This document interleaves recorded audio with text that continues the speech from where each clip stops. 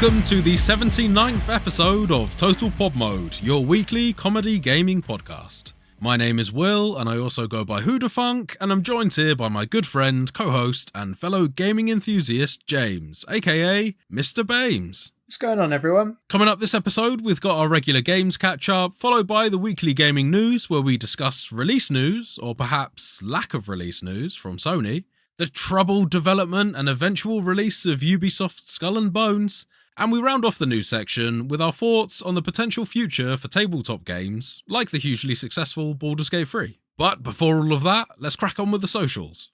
You can, as always, find the podcast on Spotify, Apple Podcasts, and pretty much anywhere else you get your podcasts by searching for Total Pod Mode. We also post regular video content of our playthroughs, stream highlights, as well as the podcast on our YouTube channel, Total Pod Mode. You can also find us on X by searching for @TotalPodMode, all one word. And whilst you're there, you can find me at Mr. Bames, and I'm also on Twitch under twitch.tv/MrBames_TPM. And you can find me at WhoDaFunk on X, and I'm also on Twitch under twitch.tv/WhoDaFunk. Okay, James, time for the catch-up. What have you been playing this week? The short answer is not a lot. Okay, alright. Outside of our Completionist Corner game, which we'll get to later, I have not played a huge amount of anything, really. So your aspirations of completing Baldur's Gate 3 potentially by this episode haven't been met? Yeah, no, it wasn't to be this week. Haven't played anything at all of that. So the only thing really that I will talk about this week is a very, very, very quick foray that I had into Lies of P, purely because this week at the time of recording, a collab with Wolong thing came out. In Wolong there were Lies of P weapons and stuff. Lies of P got the give back now. I thought that was like a simultaneous collab. I thought that P was going to get his new weapons at the same time as I was able to walk around Wolong with my umbrella. It didn't happen like that. So that came out, I think, on Valentine's Day. Oh, right. Okay. So it's like one set of armor, one hat, and one weapon that you can't dismantle. It's like a special weapon, but it's basically a glaive from Wolong. Does it copy the moveset of the glaive from Wolong? I haven't used the glaive enough in Wolong to say that, but I would imagine so. The moveset looks very Wolong-y. Fine, okay. Yeah, that's what you really want to see. Lots of spinny bits, lots of jumping around and stuff. Really cool. But that's actually kind of all I've done except for Completionist Corner game. I think the Lies of P stuff is slightly better than the Wolong stuff was. Could that potentially be just because you like Lies of P more? There is that, but it's also, I think I used the stuff in Lies of P more. I played for 10-15 minutes, and that's more than I used the Lies of P stuff in Wolong. Sure thing. Because it wasn't spec'd to my stats, so I was just like, oh, that's really cool, nice. So was there any additional content or exclusive missions or anything like that as part of the crossover, or was it just armor sets and weapons? It's just armor sets and weapons in both cases, I believe. Okay. So yeah. I wondered if Wolong had like a special Lies of P mission or something. I don't know. I'm kind of thinking back to, I guess, like the Monster Hunter World Witcher collab where you had the whole... I mean, that was a high effort collaboration. Killer Lesher. Yeah, no, nothing like that I can remember playing. And I've 100% of both of them. So I'm confident in saying it's not there. Fair enough. Other than that though, mate, that is really all I've got to talk about. So how about you? What have you been playing this week? So I'll be honest, I haven't also been playing a great amount either this week. I think that I'll be covering old ground if I was to go over any of the time that I've spent this week playing on Tekken 8 or Pal World. Safe to say I've been having a really good time in those games, but I don't really have any news as such to discuss. But what I did want to talk about as part of my catch-up this week is a game that I have been watching a lot of. And I will say, at the time of recording, about 30 minutes prior to the time of recording, I did actually add this game to my Steam library. It is currently sat on fully installed, so the moment this podcast flicks off, I will be playing this game. But I've got to say that the game that I'm going to be talking about in my catch-up this week, I haven't played yet. Oh, there we go. A little bit of a prequel into what's going to go down. Yeah, I like that. Yeah. I like that phrasing. It's a prequel catch-up. Yeah. I'll actually have the real catch-up and maybe even a sequel, who knows, in an episode or two. Well, the suspense is killing us, buddy. Say the name of the game. What is it? So the game, I probably should get onto that. It's Helldivers 2. Helldivers 2. Join the Helldivers. Become part of an elite peacekeeping force.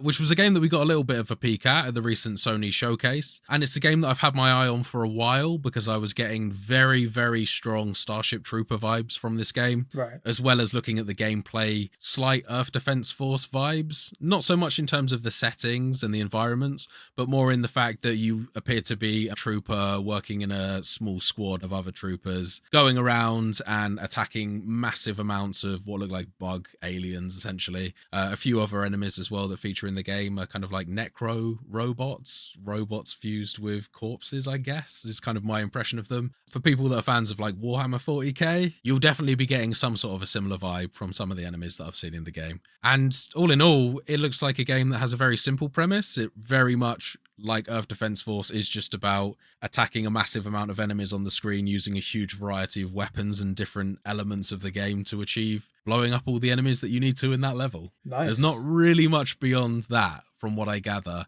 I'm sure that there is an overarching storyline and things, but that is the core gameplay element right there. Nice. Does it have classes like Earth Defense Force does, do you know? Or is it sort of just a stat line? So I believe it's more affected by the equipment that you choose to wear. There may well be classes in it. As I say, a lot of the time that I've spent watching the videos has been more gameplay focused of the actual planet landings and things. But I do understand that there's different grades of equipment that you can have. So far, I've seen light and medium, and I assume that will affect a variety of things in the game, like your movement speed and which weapons you can handle, maybe. Yeah. The key difference just appears to be that you can pick from a huge array of weapons, much like Earth Defense Force, and equip whatever you want, really, to take on the enemies that are in the level. And you will need different grades of weapons to take on different things. Certain aliens will have like armor carapaces and things that you'll need to explode with either like a railgun, for instance, or maybe some explosives. Other things are more soft and mushy and can be taken out with more conventional fire. But it looks like you'll be picking and choosing between different weapons and equipment throughout the game, things like force shields and things to protect you from enemy attacks, and even a jetpack in the game is a possibility. So there's quite a few different things that you can build in and change your loadout to make it feel like there's different classes in a way. Not fair. If you're on a squad of 4 players, the diversity in terms of the equipment and weapons you can have will kind of emulate classes, I suppose. You can have a kind of a tanky character if you wanted it. You can have a more maneuverable light arms, but has more tactical warfare. Even things like artillery. You can call in airstrikes by throwing grenades and things like that. It's all possible. Fair play. I look forward to teams of 4, like using the meta build, everyone. I don't think that this game is going to be one of those games which emphasizes too much on a meta build. I think that it's more of a game that's for sort of fun and customization sort of thing. I think that based on the fact that it seems to be at this point purely PvE, I don't think that people are going to be worrying too much about that. The game doesn't seem like one of those games that emphasizes that too much, or at least not from what I've seen so far. Another cool element of the game that I like is whenever you respawn, you come down in a sort of a drop pod, which you can control slightly. Your guys will be able to call you back in as a new reinforcement. And when you hit the ground, you can land that pod on different structures. You can also land that thing on enemies in the game. And if there is a really tough enemy with a really hard armor shell, you can actually gain a huge tactical advantage by just crashing your pod straight through it in order to give your guys a real leg up in the fight. Solid use of the environment in the game and assets that you might not be able to use normally. Exactly. And it definitely seems to have a very strong co-op leaning as well. Like I said, you can be calling in reinforcements and getting your buddies to help you like that. You can also support your teammates in reloading their weapons, which is an interesting factor. So if you've got a heavy arms guy that's loading rocket launchers in, you can effectively double their fire rate with things like a rocket launcher by standing by them and just helping them reload. So there's little abilities and things that you can do that suggest to me that this one's got a very strong co-op focus, maybe more so than Earth Defense Force, which obviously is very much intended to play with multiplayer, but unless you're very specific classes, you don't tend to interact with other players beyond just shooting the things that they're also shooting, you know? But that rocket launcher reload thing sounds like it's quite interesting. If they're thinking of things like that, it begs the question what else they might have in the game that's co-op orientated. Exactly my point. And I mentioned earlier as well that this game had sort of Starship Trooper vibes, and that definitely rings true. I think the main 3 taglines of this game is freedom, peace, and democracy, and you are bringing that to Super Earth, which is the planet that you reside on. Super Earth! Yeah. And you are bringing that to your citizens by invading other planets and killing the indigenous species. and I'm looking forward to landing on other planets and reclaiming what is rightfully ours, apparently. It's very much got that Starship Troopers style vibe of we're acting as if these are like acts of terrorism that are befalling humanity after we've established ourselves on various planet colonies and have done nothing but war with the indigenous species, as I said earlier. So yeah, it's very tongue-in-cheek. It's quite campy in a lot of its presentation as well. A lot of the promo for this was hilarious. If you haven't seen some of the reveal trailers and pre-rendered stuff, it's really funny. Just go back and watch it. It's a real laugh. No, I mean, it sounds quite interesting, man. There's going to be a lot to this game. They're going to pack a lot into it, but as I said, it's a very simple premise. It's basically land on the planet, kill bugs and other species, and go on about your day. I think that there are a few elements to the missions, like rescuing hostages or capturing certain points and clearing out areas. So there's a bit more to it than Earth Defense Force in that sense as well. But at its core, it's just kill a lot of things, blast in and gun in, and I'll get into it more next week. Look forward to it, man. So with the catch up wrapped up, let's move on to the weekly gaming news.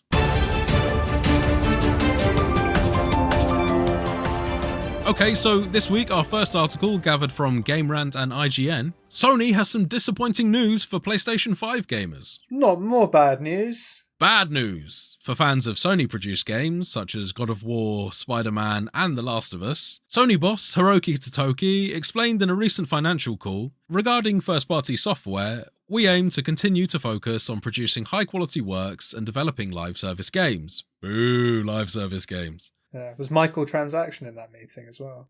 Shout out to the Michael Super Transaction.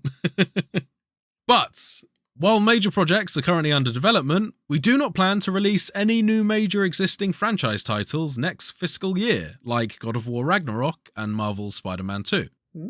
Interesting. Given the list of PS5 exclusives is still pretty short, and given, in my opinion, their historic domination of popular exclusive titles over their competitors, Microsoft and Nintendo, it's pretty surprising to hear that we have no large-scale releases this year. No Ghost of Tsushima sequel, no Horizon third entry. However, there are still some PlayStation 5 exclusives to look forward to releasing this year, such as the Final Fantasy VII Rebirth coming out on the 29th of February, and Rise of the Ronin coming out on the 22nd of March. Yeah, Rise of the Ronin looks good. I've no time for this Final Fantasy VII Reloaded stuff.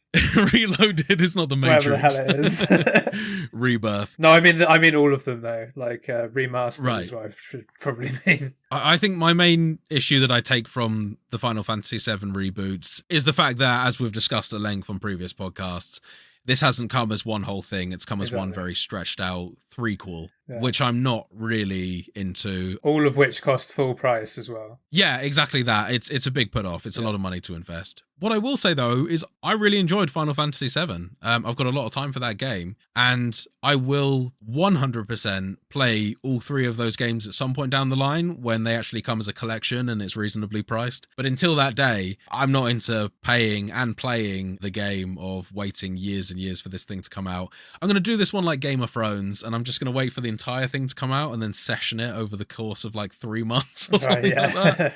I think that's probably the way to do it, and I'll probably find that that's the more enjoyable way for me to play it personally. I'm not into waiting years for another sequel to come out, and probably at that point having to play the original one just to remember everything that was going on. Yeah, no, I agree. I think if you're going to do it, that's the way to do it, because then it all feels like one game, like it should have been originally. Yeah, exactly. Yeah, but Rise of the Ronin looks good. We've spoken about that at great length too, but that one is something to look forward to from what I've seen. Obviously, not being a PlayStation 5 owner myself, I'm just looking forward to getting more eyes on this one and seeing what it's about. I'm not going to be too worried about spoilers. I think I'm just going to check this one out, and I think that this game for me is going to be more about the gameplay than the storyline. Who knows, though? It could be a banger, in which case, if I get too into it, I might just need to stop my watch through and just pause it. I have done that for a few other games over the years as well. I've started to watch maybe the first hour and then thought, you know what, this is too good. I do need to buy this myself. Well, we can keep our fingers crossed, mate, because I did read another article this week where I think it was Hiroki Totoki. It might have been Mate who's standing in for Jim Ryan until, the interim guy for Jim Ryan's post, saying that a new revenue stream for them might be releasing their releases on PC at the same time. Ah, okay. Well, that's exciting news. So that's something that might make me a bit more interested, but for the time being, I'm in the same boat as you. I don't own a PS5, so I don't really have much skin in this game. I'm just curious to see how Rise of the Ronin looks, like you say. Although I don't think I'll watch story stuff. I'll probably just have a look at gameplay, see if I like the look of it. Well, so far, we certainly do both like the look of it. Okay, so I think it's time we moved on to our second article this week. A Ubisoft CEO has dubbed Skull and Bones the first quadruple A game, but beta players don't seem to agree. As part of a Q&A session, Ubisoft were questioned as to whether the price tag of $70 or £50 for the base game was justifiable, given the game's leanings towards live service elements such as premium currencies, battle passes, and seasonal events, which, to be fair, are in plenty of other games that are also meeting that $70, £50 price tag as well. Call of Duty's been doing it for years. However, I think that this one will definitely have much more significant live service elements as well. The events, I think, is going to play into this game more so than Call of Duty. If they do it right. Ubisoft CEO Yves Guillemot defended the price tag by going on to say, "You will see that Skull and Bones is a fully fledged game." Sorry, is a fully fledged game, is that a brag? You'll see our game's finished. Like, oh, tell us more, Eve. It's a very big game, and we feel that people will really see how vast and complete that game is. That's also translates to "we finished it." Yeah, okay, good stuff, Eve. Yeah, I mean, honestly, these don't really sound like things that... I mean, vast is certainly one thing, but that doesn't necessarily imply quality. Exactly. It just implies that the game is finished. And we'll be the judges of that. Thanks very much, Eve. I'm ready. No, you ain't. He goes on to say, it's a really full, triple, even quadruple A game that will deliver in the long run, which is a very confident stance from the Ubisoft CEO. However, other beta players online seem to disagree. And after seeing footage of the game myself, I really can't say I have much faith in this one. This is another game that I have watched to some degree this week through various online sources that have managed to get early copies of the game. And one thing I will say is AAA to me implies that a game is going to be very polished, both in terms of graphics, gameplay, and just overall game design. And it's going to be an accessible game that controls well. And I'm not really seeing a lot of those elements playing out in this game. The way that these ships move in the game seems very arcadey, even more so than Black Flag. Ships will literally turn on a dime. You can just go from stationary to almost doing a very clean 180 in your ship when you're steering and moving around certain areas of the game. The resource collecting and bartering systems in the game don't look particularly interesting to me. The resource gathering certainly seems quite boring in the game. They're just timing-based mini-games that have different animations but all seem to play off of the same timing. So I can't really get behind that. It looks very uninspired, and for the fact that this game has been developed for so long, it's such a shame that it's come out in this state, because you can tell that this game has had so many troubles during its development. It's very, very evident. Well, I mean, I just have a problem with this statement in general. I mean, I was taking the piss out of it while you were quoting it, but he didn't say anything. In the whole statement, all he said was, yep, you'll see it's a big game, it's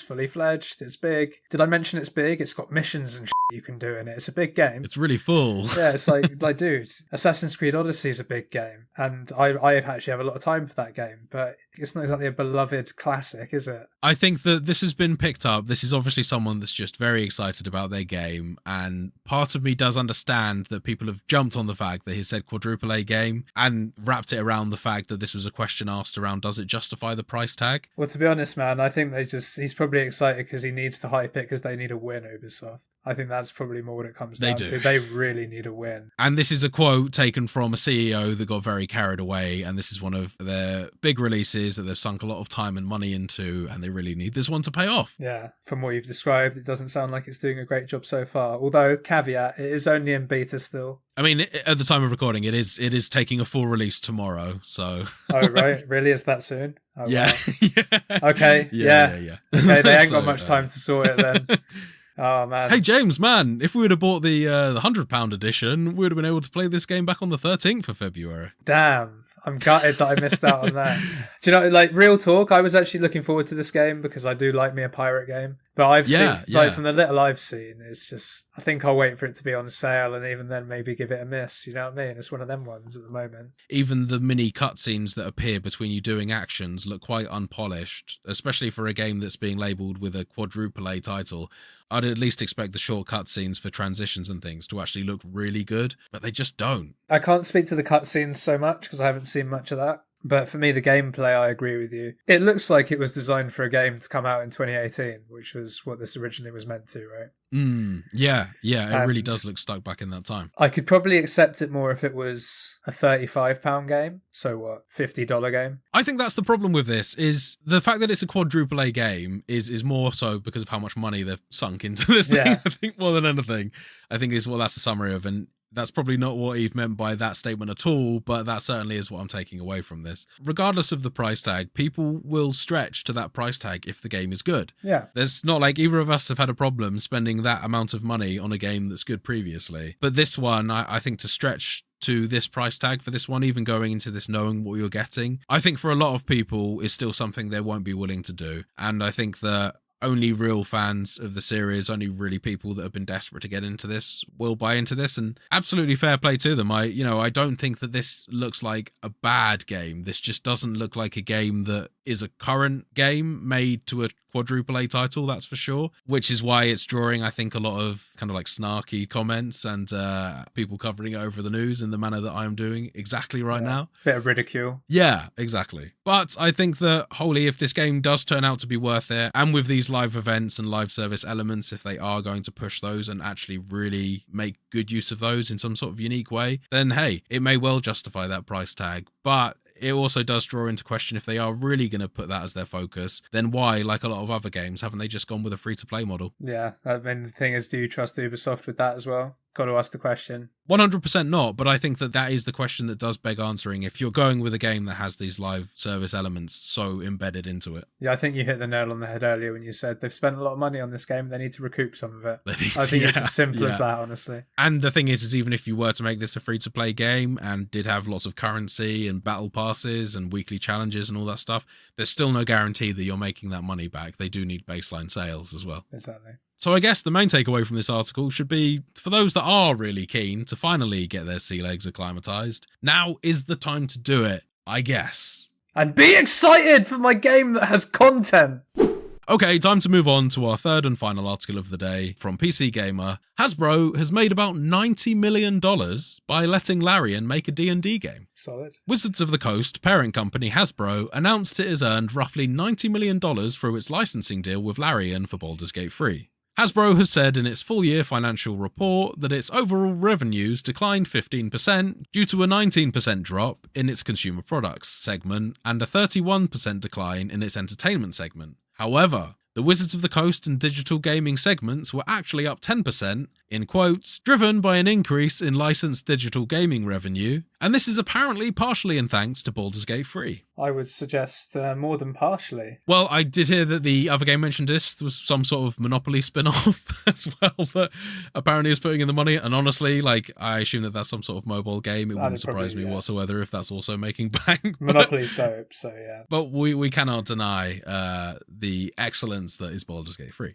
Yeah. The average concurrent player count over the past 30 days is nearly 131,000, and it's still sitting in the top 10 most played games on Steam, which is a huge achievement given that the game is a single-player fantasy RPG that was released over 6 months ago. So my question to you, James, is, are we about to see a rise in D&D inspired games given the profitability of Baldur's Gate 3 for both Larian and Hasbro? Is there money in them hills? Potentially, but if my understanding of their deal is correct, I think Larian has the rights to pretty much all of it. So I don't know if anyone else can make any other D&D game in the Sword Coast lore, at least. No, not in the Sword Coast lore, but I think in terms of the gameplay elements, they can absolutely lift a lot of them. Gameplay elements, yeah, for sure. And the issue they're going to run into there is that Baldur's Gate 3 is really good, and I don't know if anyone could do it better. That's the issue you're going to have. And it took them years, even with prolonged periods in early access as well. This game was out in early access for ages before it actually released. Exactly. I would love to see a rise in these games, but I wouldn't expect to see too many things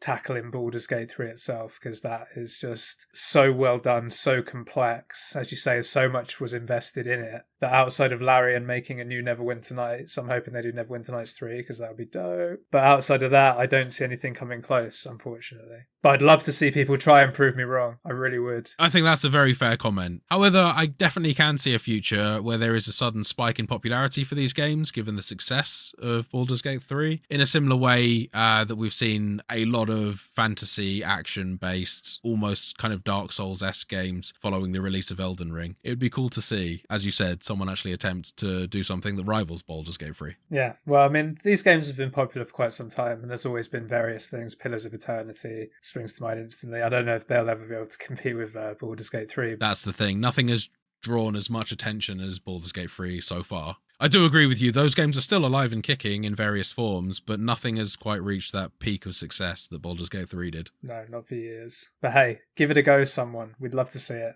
So that kind of wraps up the news for this week. I think we're ready to move on to Completionist Corner. Here we go for the Completionist's Corner.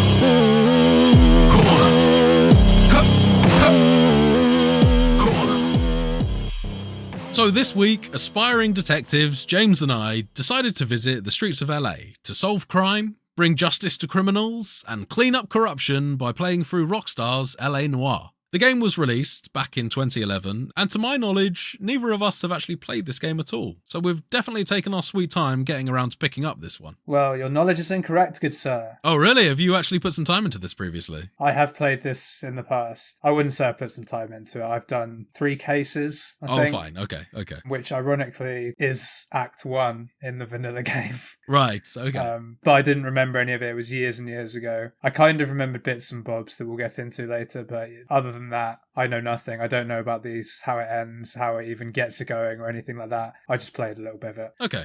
So for the viewers at home, LA Noire is set in 1945 Los Angeles, USA, and follows the story of a man called Cole Phelps, recently discharged from the army during World War II and now back home stateside. Cole is now a police patrol officer who's working the beat and looking to work his way up the ladder to the rank of detective. Now, we won't cover all the cases in this game as they are fairly episodic and self-contained. However, we'll pick up on any key story points and developments as we follow the story along, and much of the fun of playing this game is actually figuring out the ins and outs of the crime scenes and unravelling the mystery, so we'll make sure that listeners can still play the game after listening with some of the mysteries still uncovered. But not the key plot points, so you've been warned. Our story begins with Cole and his partner Ralph Dunn driving down an empty street in downtown Los Angeles, where they receive a radio call to perform an assistive evidence search following a reported shooting. Cole and Ralph arrive outside a nearby alley where they are greeted by a homicide detective who goes by Floyd Rose. Floyd tells us that they haven't been able to locate the murder weapon, but doesn't seem too bothered about this case, telling Cole and Ralph that the victim was a lowlife and he wasn't expecting much to come of this investigation. Cue tutorial mission, or tutorial series of missions, really. But this is our first crime scene investigation. Certainly is.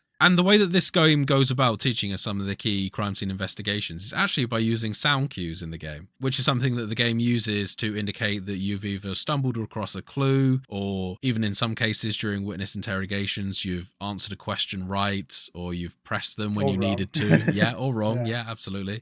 And it also gives you little hints as to when you're kind of done with the crime scene, or when you're even leaving the crime scene, the music will just straight up cut out. I find those ones a little bit hard sometimes, though, because you still get some ambient like music sometimes. There is a lot of slow ambient music in the game, and some of it does sound a bit like the chimes that play when you're discovering something. So yeah, it can be slightly off-putting. It also does it sometimes on clues that you've already looked at. So you need to be careful. It's a different noise, but it can get you. And what I like about the holding and the manipulating evidence and things like that is that you can do it with objects that are just completely random and have nothing to do with the case. The game will always tell you, but it's just quite funny. You just pick up an empty crisp packet or something, and Cole's looking at it, and he just goes, "Incidental, nothing."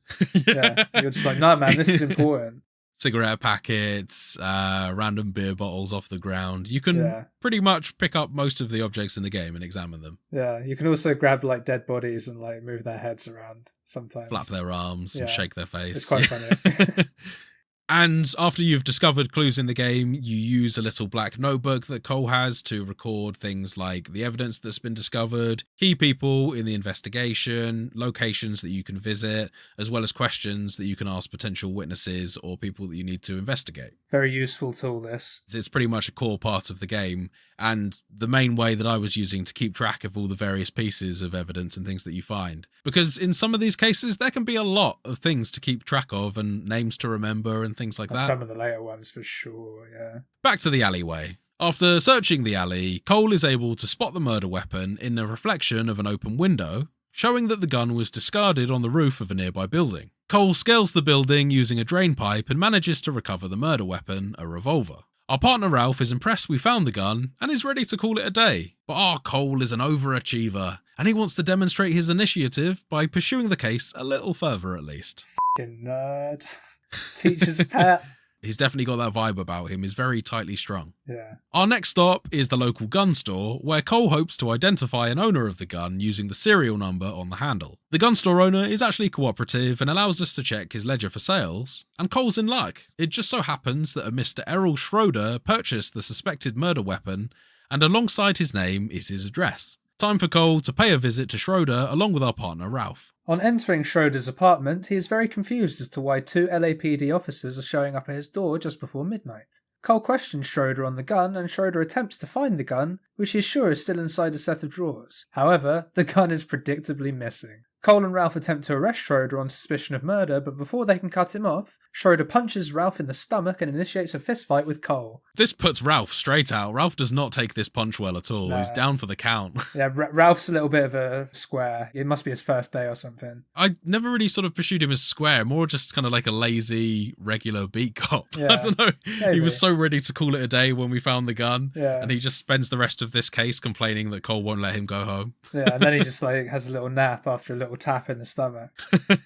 But yeah, the melee fighting then ensues, and this is just a little distraction sometimes. Not the most sophisticated system in the world, but it does have intricacies. It does in a way, yeah. Yeah. There are certain things that you can do that there is a bit more effort than, say, GTA. Because you've also, as well as you've got your regular punching, blocking and dodging, if you time things, you can counter hit. Again, all things similar to GTA. You've actually got a grab mechanic in the game that you can use.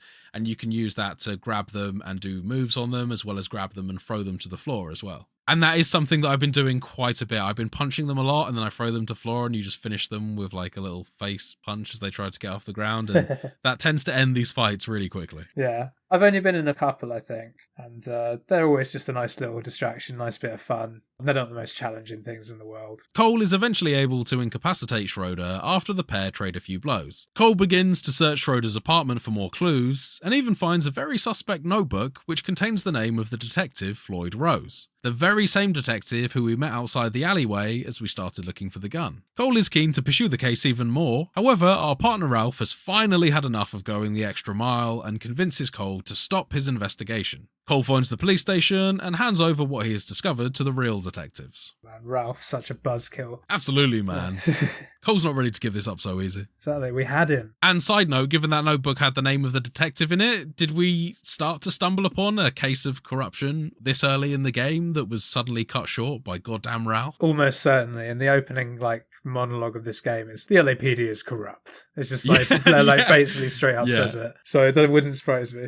In between the missions of LA Noire, we occasionally see flashbacks to Cole's earlier life and his time as a Marine. Our first flashback shows Cole stepping off the bus to begin his officer candidate schooling, greeted by a foul-mouthed and very pissed-off drill sergeant. You say another word and I'll break your f***ing head and have you in the brig. In this memory, Cole is also joined by 2 other recruits, Jack Kelso and Hank Merrill. After the flashback ends, it's time for our second mission as a patrol officer.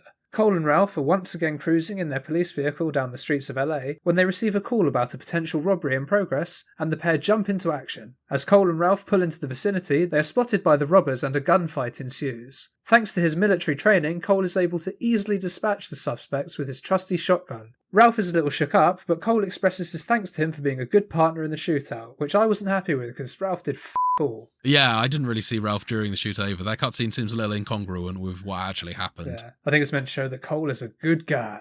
Time for another flashback. This time with Cole and the 2 other officers in training we saw in the last flashback, Kelso and Merrill. Much like his present self, Cole is highly ambitious and wants to prove his abilities to lead as a Marine officer, whereas Kelso expresses concern that Cole is only preoccupied with fame and glory and could get others hurt in his pursuits. We cut back once again to Cole and Ralph sitting in their patrol car, where Cole is attempting to dodge Ralph's questions about his time in the military. The conversation is cut short when Ralph notices a man walking down the street who he had arrested previously and is now evading his parole. Cole gives chase, running after the man down an alleyway and following him up onto a rooftop. Cole is taken by surprise by a beauty of a clothesline, once the suspect manages to break the line of sight, and another fistfight begins. As per usual, Cole comes out on top and manages to knock out and arrest the parole-violating suspect. So, had enough of flashbacks for one day? Well, tough, because here's another one. This one shows a full class of would-be Marine officers, and Cole is called to the front to relay scores on a recent aptitude test. And our buddy Kelso, who always seems to be giving Cole a hard time, seems to be scoring consistently at the bottom of the class. 2s, 1s, 4s. Out of 10, this is. Back to the present day, or rather back to 1945, where Cole is on foot patrol walking down the street when he suddenly hears gunshots ring out. When Cole arrives on the scene, he discovers a man murdered in the street, and shortly after, 2 more officers, including our partner Ralph, show up on the scene. Cole investigates the body and discovers a layaway receipt for an expensive set of pearl earrings. That's essentially a bit like when you can't afford something, you just slowly pay money towards it in order to pay it off. It's a bit like buying things on credit It's now. an IOU, basically. Yeah. We also find shell casings on the ground and a discarded gun in a nearby public rubbish bin. That is a cracker of evidence thing.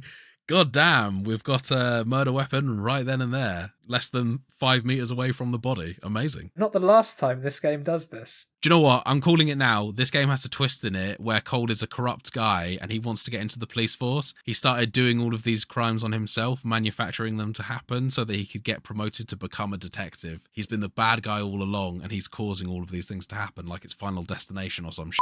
I like that.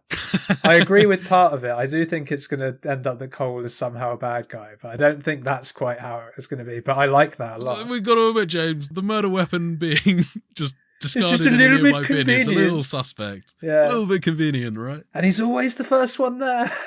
Yeah, first on the call. What the hell's that about? Yeah, interesting. But as I say, we found these shell casings and a gun in the bin. And we also get our first opportunity to interview a potential witness to the murder, as inside the nearby shoe store is a woman who worked for the murdered man and is a key eyewitness, whose name was also on top of that receipt that we found, interestingly. It was indeed. It was indeed. Yeah. Cue the first of many interview sections with seemingly the same woman's face. Oh, do you think that? You think a lot of the women look alike? I do. The men all seem to have like different faces considerably, but the women, a lot of them like have the same face. I think where a lot of that comes from is a lot of them are playing very similar characters other than maybe a few ones. A lot of the women that we're speaking to are like the wives of husbands that have been up to no good. It's 1945 after all. Yeah. Yeah. But all joking aside, the face capture technology, which we sort of get to see in full display in these interview sections, is fantastic in this game, especially for 2011. It's pretty insane. I think that's the thing, isn't it? Is a little bit like CGI back in the day. In one way, it was amazing for its time, and in some ways, it still is a little amazing, but it also dates the game in a very weird way as well, given that we've almost surpassed the need for it. And in a lot of ways, I feel like we surpassed the need for the technology that they've used in this game very quickly. Perhaps even like just a few years after the game released. It's a very strange thing. It both looks amazing, but also dates it in a very strange way. Yeah, I think because it's set in the 40s, though, I'm kind of about it. It kind of just all pulls together. I think it's that maybe it helps ease that uncanny valley thing because it's also set from a different time period. It maybe like helps somehow. I don't know. So the way that the facial capture technology works in the game is it does seem that they have somehow taken a video of someone's face, and unlike a lot of the motion capture technology that's used, they seem to have mapped almost the video image of that person's face to it's obviously an edited video image, but to the face, because the way it captures cheek shadows and things like that moving, it does have a lot of uncanny valley style-y to it. You're having a real hard time in some cases not believing that they haven't just transplanted a video directly onto the person's face and then wrapped a 3D model around it. But it really lends to the way that you detect when people are lying in the game, and it also really lends to just the overall tone of the game because it's slightly kind of the time acting as well, which I really like. Yeah, it's very cool. Some of the characters are just outright hilarious. Yeah, or just like, wow, you're a horrible human being. Yeah. I'm so glad that I'm putting you away.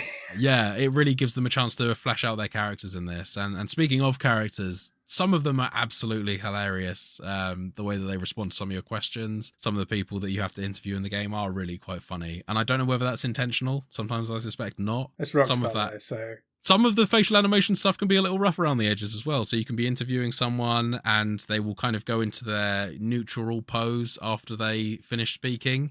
and then they will snap to their oopsie, I told a lie, suspicious looking around face. And sometimes that transition isn't always perfectly smooth, so they'll go from just looking fairly normal to suddenly looking wildly around them and doing all sorts of weird things with their face twitching and stuff. So like really looking like they're trying to like push out a particularly difficult Yes, that's the old one. man that you interview as part of the case that we're coming out, when he is doing his, like, not sure I told the truth face, he definitely just looks like he shit himself. Yeah. 100%. And there's a lot of them that do that. And the women always look up and to the left or to the right. Like, yeah. Did I do that? Oh, was it me? They're obviously trying to emulate reading that body language sort of thing. It's just funny because it's done with actors, and then you get that whole weird catch-22 where they're obviously an actor pretending like they're lying but trying to pretend like they're telling the truth, which is a very difficult and complex thing to actually emulate. Yeah. So I think that sometimes it doesn't always come off so well. But whatever the case, I don't really have anything bad to say about this. I either find it hilarious and I love it, or I find it really compelling and really adds to the gameplay. It's no real in between there. No, I'm all about it. And it makes it very like obvious when someone is not being truthful with you, which is nice. And it all lends to this game feeling very unique and stands out as its own thing from Rockstar's roster of other games. I agree. And this lady that we talked to, she's not the best liar in the world. I mean, I think this is still tutorial, right? So it kind of gives you all the answers anyway, because it's teaching you about it. They get, I think, more subtle with their reactions and things later on in the game, and there's also some factors that can kind of confuse whether someone's telling a lie or they're just under the influence of drugs, for instance. Yeah. So there's a couple of other factors, but yeah, these ones are very much, as James said, early on in the game. If they're telling a lie, they look like they're literally pushing out a poop. So from our interview with the shoe store employee, we learned that the murdered man outside had a recent dispute with the owner of a nearby jewellery store. And shortly after, he was murdered by the very same jewellery store owner. We get the location of the store from the interview, which adds another location we can visit as part of the case. Cole and Ralph both head to the aforementioned jewellery store to confront the owner about the murder allegations, but before they can stop him, the owner attempts to escape. After a short chase, track star Cole is able to convince the suspect to stop running and be arrested. Yes, by pointing his gun at him. Yeah, and then he fires it in the air. But if you shoot him first, you fail the mission. Ooh. Oh, okay, really? So Yeah. I think that there are actually later points in the game where you can just make that choice to fire your gun in the air and stop them or shoot them, but I guess this is one where, yeah, they wanted you to... Oh no, I shot him in the back. I mean, it's fair enough. You can totally do that in some missions in this game. But not this one. It gives you a mission fail, unfortunately. Cole's stellar performance on the case so far has been recognised by Homicide Captain James Donnelly, and he has permitted us to perform the interrogation ourselves. Using the evidence and testimonies we have gathered so far, Cole is able to establish a motive for the murder, the victim was viciously anti-Semitic and the murderer was Jewish, and successfully charge our suspect with first-degree murder of the shoe store owner. Following the interview, Captain Donnelly is so impressed with Cole that he offers to speak to the Chief of Police on Cole's behalf, and before long, Cole finds himself promoted to Traffic Desk Detective. Moving on up, baby. But, James, before we get to that point, I've got to say that the phrase, Get back in there and raise some lumps, boy! I need a confession!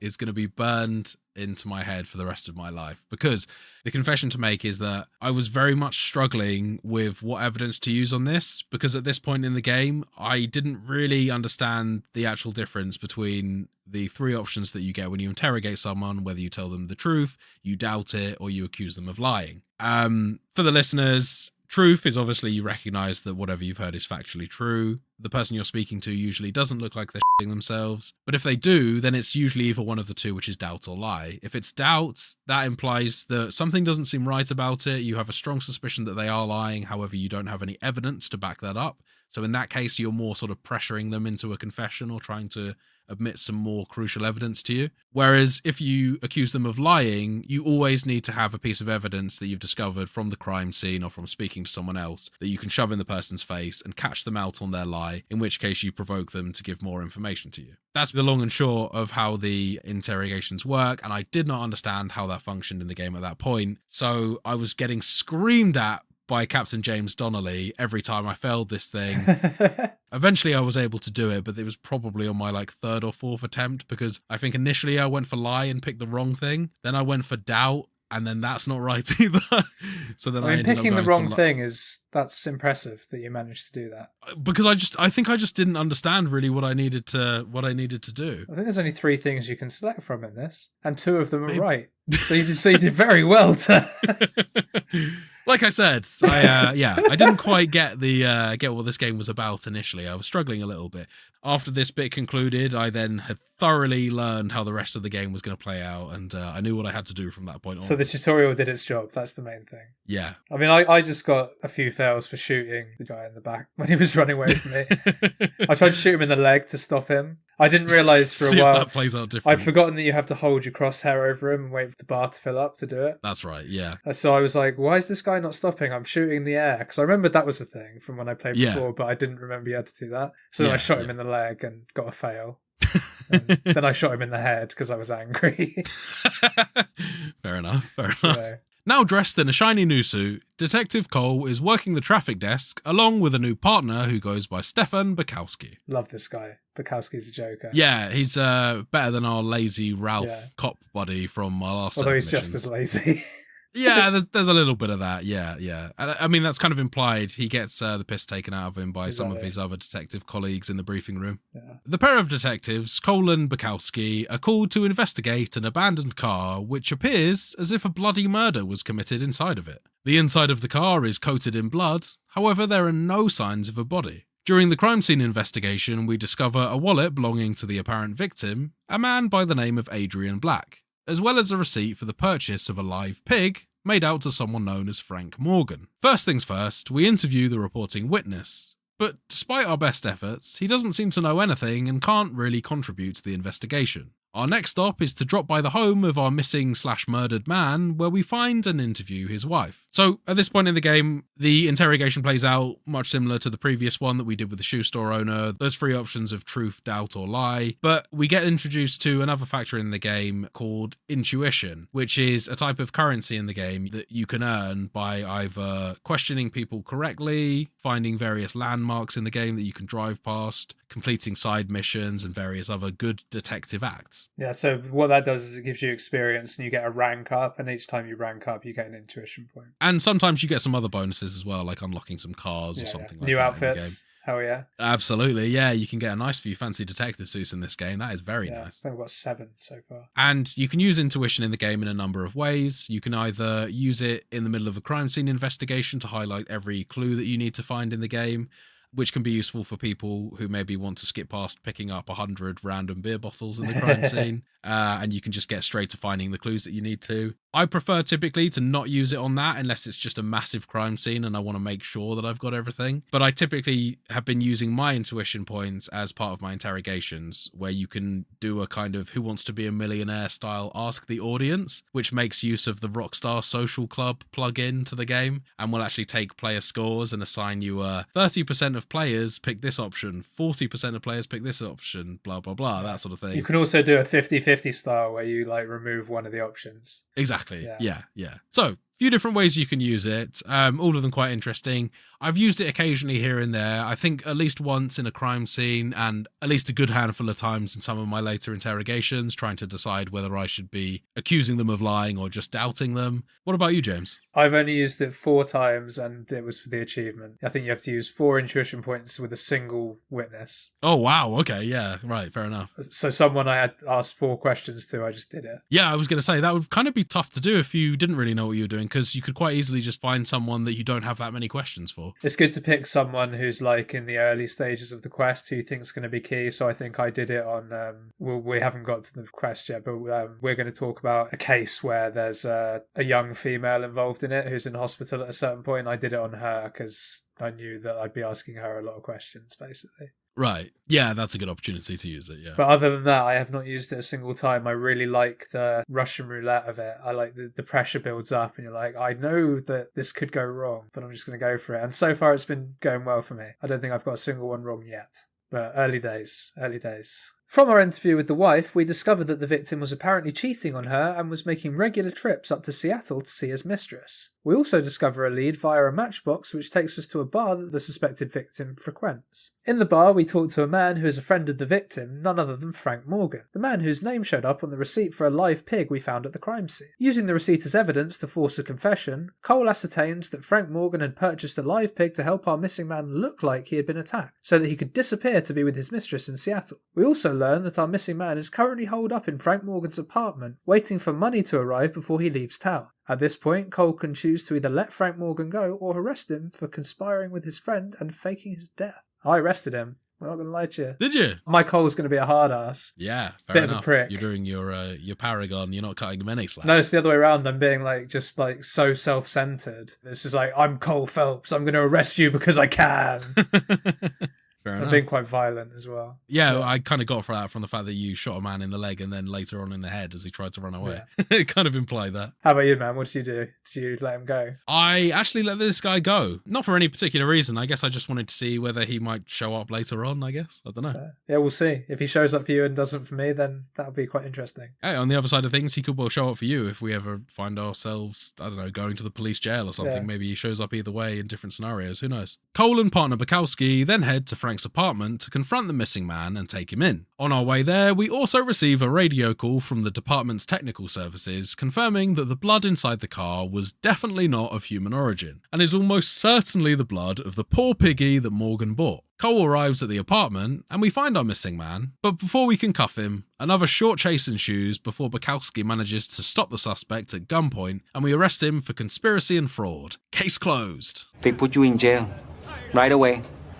No trial, no nothing. Before we move on to the next case, it's worth mentioning that thanks to our amazing detective skills, the mission played out just as we described. However, there are multiple paths that this mission can take if we exhibit some less than ideal police work. For instance, if we fail Frank Morgan's questioning by either accusing him of lying when not appropriate, or we fail to mention the live pig receipt which pins into the location of the crime scene, then Cole and Bukowski will need to tail Morgan back to his apartment instead, in one of those follow the car missions we were literally just talking about. Yeah. As we never actually get him to admit he was helping his friend try and disappear. Cole's approach to detective work will often affect the paths taken to get to the bottom of certain cases. However, for the purposes of our coverage in this episode, and seeing as Will and I are top detectives, we'll be doing our best to cover the cases on a best outcome basis to avoid things getting too confusing for listeners. Cole's next case is to investigate a reported case of a brand new car being abandoned in an empty building lot. Our second case on the job that starts with an abandoned car. Cole and Bukowski always get the best jobs, clearly.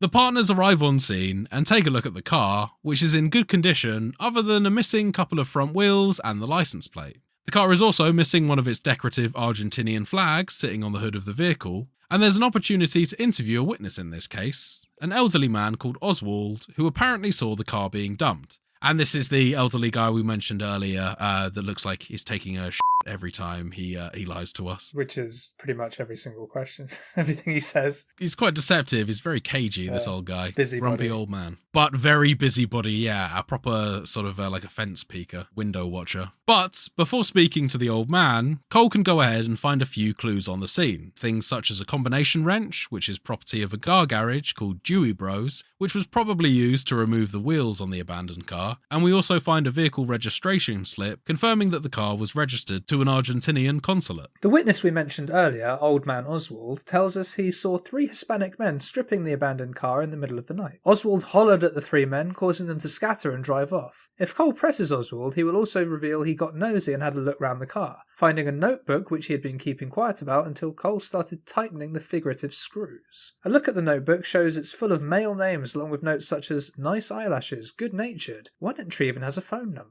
Cole uses a nearby phone to call the number, which reveals a chilling factor in this case. It appears that the Argentinian consulate, owner of the notebook, is a no-good dirty nonce. Cole also phones into the station to get an address for the Dewey Brothers garage and receives a message saying that the Argentinian consulate, known as Juan Francisco Valdez, is already at the station and demanding an audience with us. He must think we're a little boy. We're going to keep the consulate waiting for a while. So Cole heads to the Dewey Brothers garage first, and after listening to a sales pitch by the owner, we head to the tool room and use the wrench we found at the crime scene to identify that it belongs to a man called Gabriel Delgado. Cole also pressures the reluctant owner into giving the home address of Gabriel, but before we head there, it's time to speak to Valdez, the Argentinian consulate, and owner of the abandoned vehicle. In our interview with him, Valdez suspects a disgruntled young worker from the car dealership had actually stolen it, which adds weight to Cole's growing theory that the owner of the wrench is also the thief of the car. Using the notebook as evidence, Cole is also able to get the consulate to admit that he had come on to Gabriel whilst he was at the garage, which had enraged the young man and probably caused him to retaliate by stealing Valdez's car. After laying down the law to the consulate, Cole and Bukowski head to Gabriel's residence where they find the 2 missing tyres tyres and the Argentinian flag from the abandoned vehicle. So it appears we've been right all along, and Gabriel is our thief. We learn from his girlfriend that Gabriel is out street racing, so Cole and Bukowski set out to capture our suspect. After a set piece where Cole chases Gabriel in a car race through the streets of LA, he damages Gabriel's car enough to force him to stop, where he is swiftly arrested. Another one in the bag for Cole. This case is sealed shut. Time for another flashback. This time with Cole and his two fellow Marine officers in training, Kelso and Merrill, preparing for a short period of granted leave. The leave, however, is cancelled when a drill sergeant, and I suspect the same drill sergeant who greeted them off of the bus at the beginning of the game, and who clearly has it out for the underperforming Kelso, cancels everyone's leave on the basis that Kelso failed to clean his rifle properly. Kelso insists that he has done his duties sufficiently, which obviously just earns him more threats from the drill sergeant, and this whole situation leads to Kelso declaring that he's leaving the officer camp and joining another rifle company, and the flashback ends. Cole's final case of this traffic desk chapter involves a car that has crashed into a billboard after taking a nosedive off a small cliff edge only a short distance from the police station. Inside the car were two women, one who claims that she was doped and someone was trying to kill her, however both women survive. After arriving on the scene, we see a distressed woman called June Ballard, a B-movie actress and apparent driver of the car. Before we start the interview, time to see if we can dig anything up from the scene. After investigating, we find a pair of women's briefs that appear torn as if forcefully removed, that were found in a bag belonging to someone called Jessica Hamilton, the young woman who was also in the car with June Ballard when it crashed. We also find a letter written to Jessica by her mother, begging her to return home after running away. An officer on the scene tells us Jessica was injured during the crash but is recovering in hospital. The final clue we discover is a movie prop shrunken head that was found jamming the accelerator of the crashed car. Cole then returns to interview our actress June Ballard, and it becomes apparent that she is still under the influence of whatever drug was used to dope her. And during this interview, this was a little bit, I think I failed a few of the checks here because I wasn't sure whether she was just f***ing high as a kite or whether she was lying to me. I couldn't tell. I didn't think she was doped at all. I thought it was all a lie. Oh, really? Okay, Yeah, okay. because she gets like super serious and then she's like, oh no, I'm still a little high. Oh. So yeah, alright mate. After Cole presses June, she claims that her and Jessica were drugged by a man called Mark Bishop. After mentioning the torn underwear found in Jessica's bag, June admits that she took Jessica to a casting call with the man she suspects drugged them both, Mark Bishop, but she won't elaborate any further. June also tells us that Mark Bishop, as a film producer, had offered her a role in one of his movies, but he soon withdrew the offer in favour of a more famous actor. June pressed him on this, and she suspects this is the reason why she ended up in a crashed car. Cole and Bukowski pay Jessica a visit in her hospital bed and learn that Mark Bishop did indeed assault Jessica. Jessica confided in June, but June, the cold-hearted person she is, told Jessica that things like this were simply the price of stardom. Jessica tells us she went with June to a building with a mermaid on the front to meet with Mark Bishop. Jessica was given a drink to calm her nerves and soon fell unconscious, and that's the last she can remember before waking up after the crash. As we leave the hospital, we spot June making a hasty exit and decide to tail her into a nearby cafe. In the cafe, we overhear June making threats to her husband, telling him he needs to help her deal with Mark Bishop for drugging and attempting to kill her. June's husband apparently has ties to the mob, so the threat of our suspect being killed is very real. Cole also hears June telling her mobster husband Mark's address, which means it's time for us to leave before the henchmen arrive at Mark's home. Cole and Bukowski race to arrive at Mark Bishop's flat,